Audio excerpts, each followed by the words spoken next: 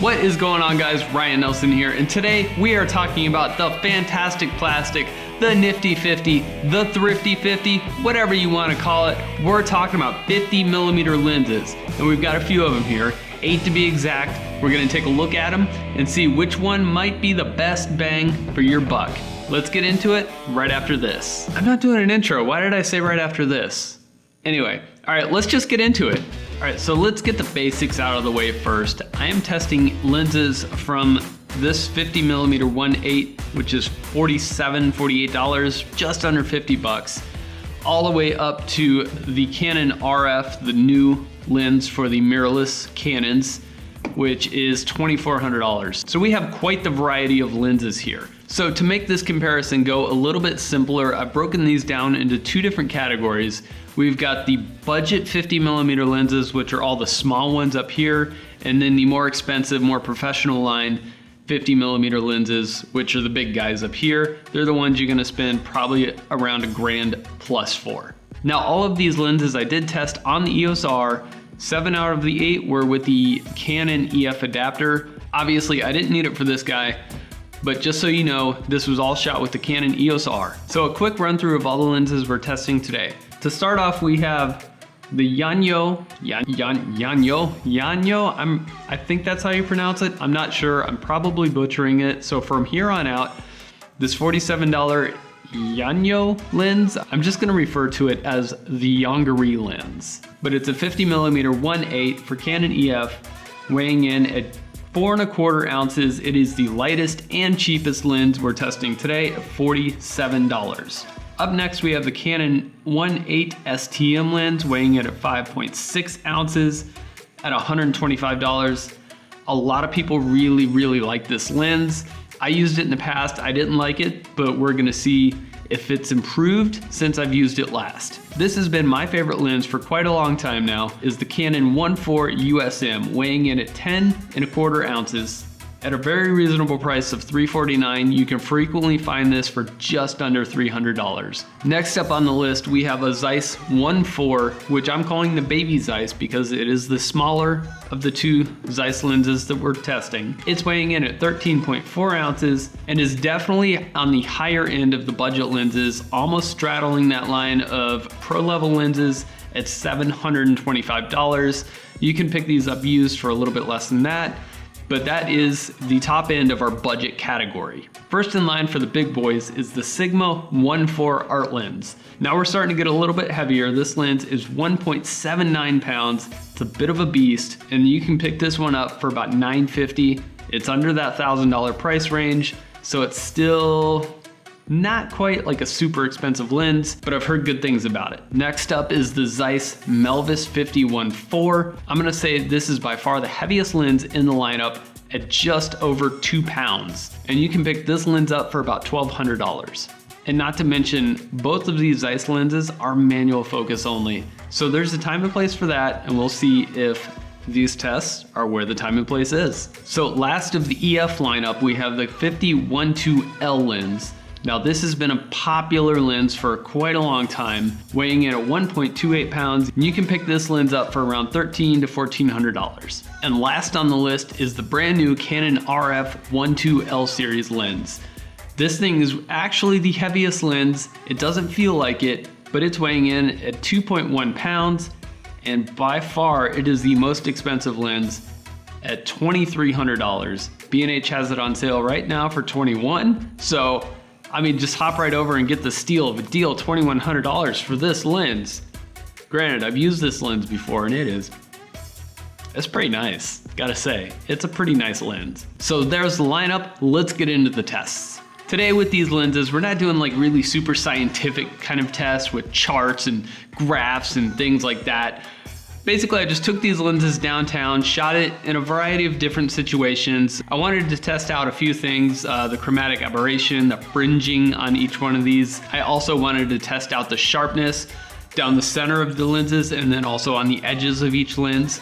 So we've got that test going on. And then I also did a couple of just depth of field and portrait style tests. And then came back into the studio and did a quick controlled lighting scenario. So let's take a look at all of these and see which one is the best.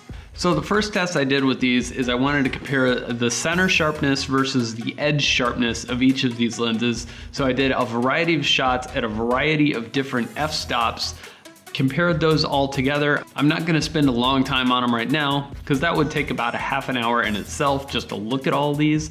But just to sum this one up, for center sharpness on the budget lenses, it was kind of a toss-up between the Yongari and the Canon 1.8. The sharpness on these were very close to each other, so it was really hard to pick a winner in that one. But if we go to the edge sharpness on them, I'm gonna say the Yongari wins by a little edge there. So I'm gonna give it to the Yongari. Yongari, at $47, you're doing a great job so far. Let's keep this going. Now looking at the higher level lenses, they're definitely a lot better than the budget lenses. But overall, I think the RF takes this one. It's holding a lot of detail edge to edge. It's definitely the best lens of the bunch, but with a little caveat. The Sigma at less than half the price is very, very close to the RF lens. You can definitely see a difference between the two. It's a very close second. And for half the price, that's a big deal. So the second test that I wanted to do with this was kind of a portrait test. And to keep it fair across the board on all lenses, I shot them all at f2. So on these, I used the autofocus to focus on the back eye, except for the Zeiss lenses, which are manual focus only. Looking at the first 4 lenses here, these are the budget line lenses.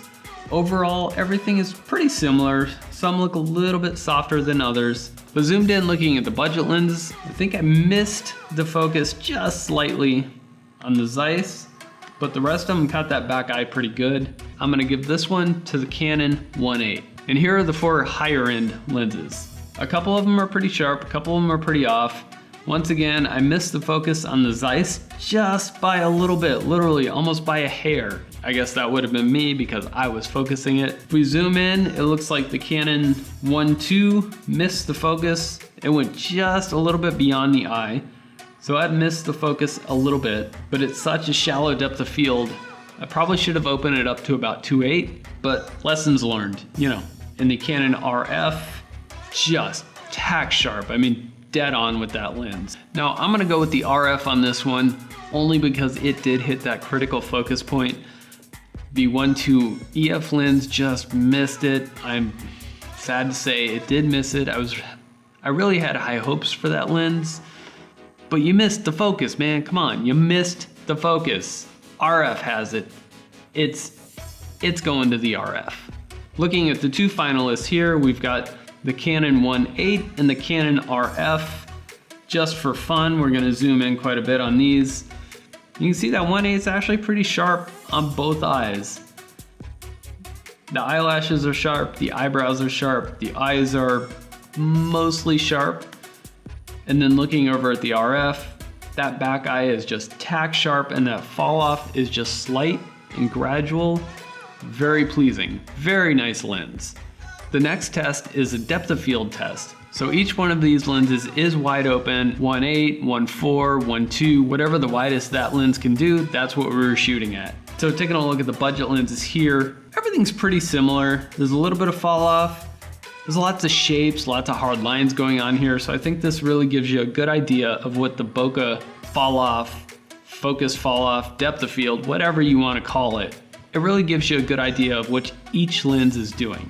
Now some of these lenses, when we zoom in, it almost looks like there's double vision, especially on this pole where it mounts to the building. It almost looks like you're seeing double. And then the big thing I noticed was these no parking signs in the background here, with all the straight lines and then the circles.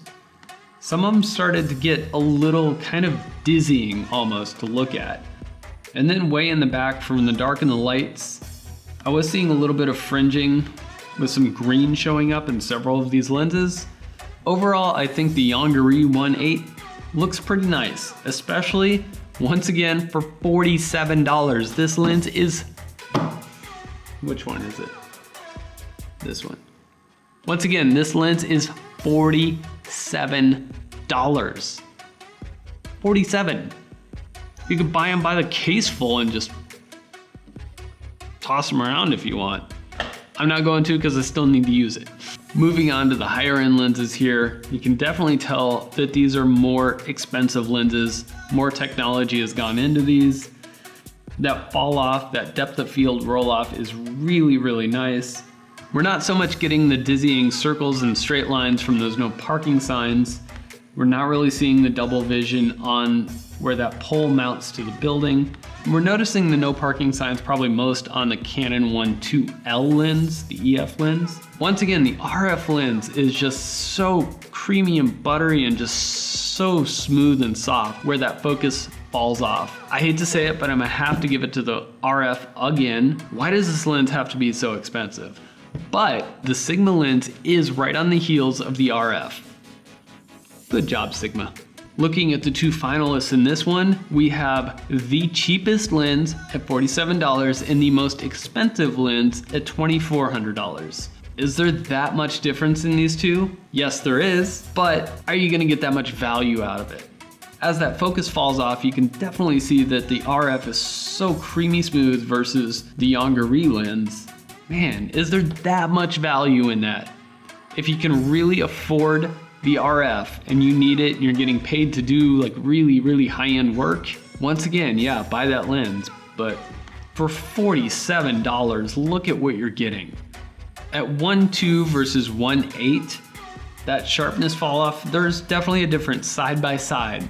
But if you look at one and 5 minutes later you look at the other, I'm gonna guess that you're probably not gonna notice a difference, especially if you're just the casual observer or the casual shooter. I gotta say, I'm pretty impressed with this Yongari lens for $47. I know I keep saying it, it's $47. I'm just like, $47 and you can get like a really good 50mm lens. I'm not gonna say it's really good because it's plastic and like things move around and like shake.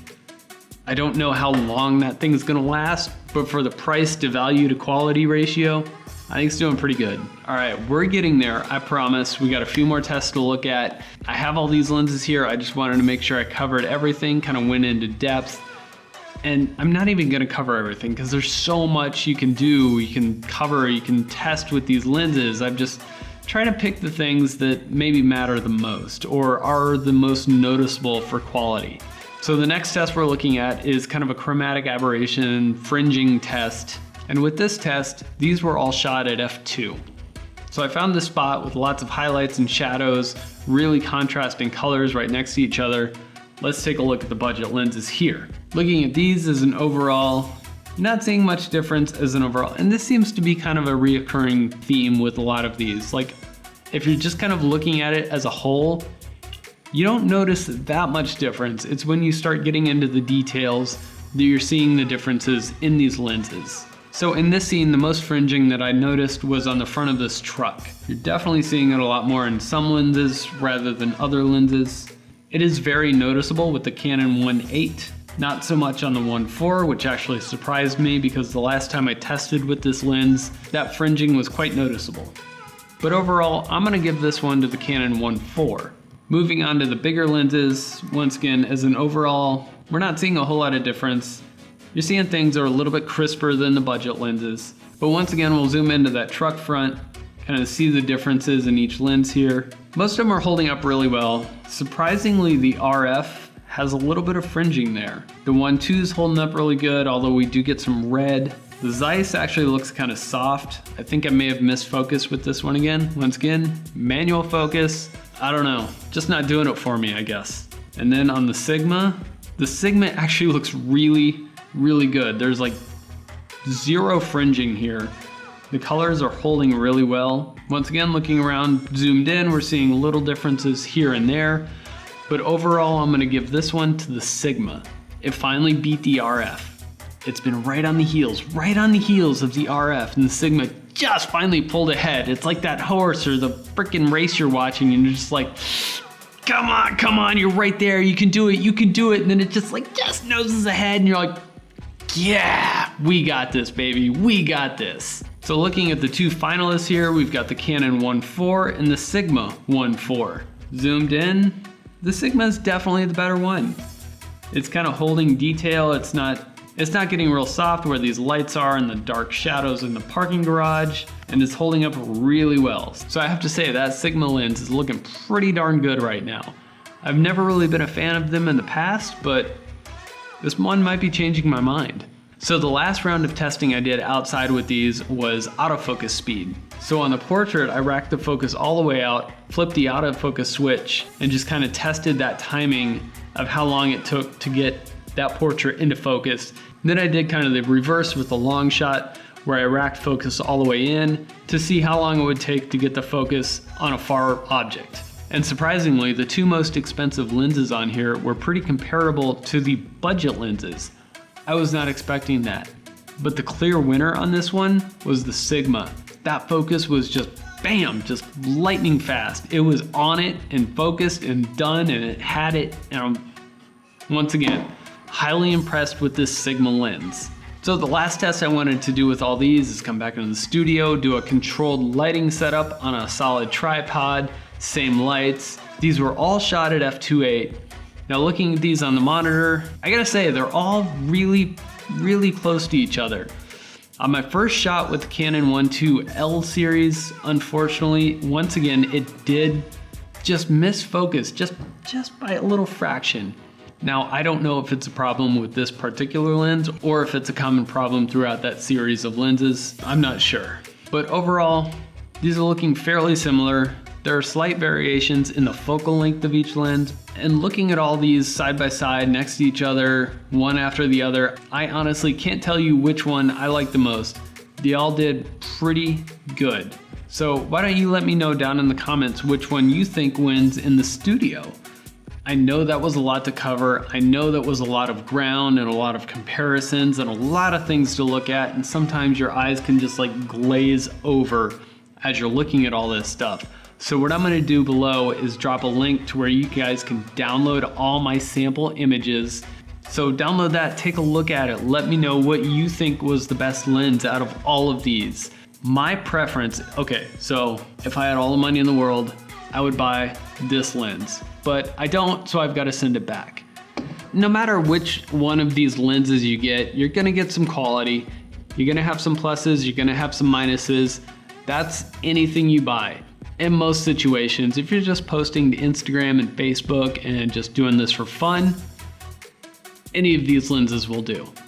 If you're doing studio work, that's where I can see either of these Zeiss lenses coming in a little more handy if you need that just super critical focus and you have the time to work with it. That's gonna be a really good lens because this lens gives you a long range to find that just to fine tune that focus point where you need that focus to be.